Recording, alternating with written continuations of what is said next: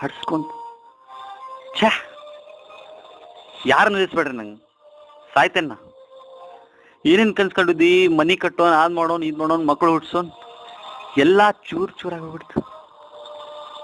Express Y correct, ಇಲ್ಲೇ ಸಾಯ್ತೇನ. ಇದ್ದೇನ್ ಪ್ರಯೋಜನ? ಹೆಂಗಾರ ಮನ್ಸ್ಕೊಂತಕಿ ಛೇ ಸಾಯ್ತೇನ.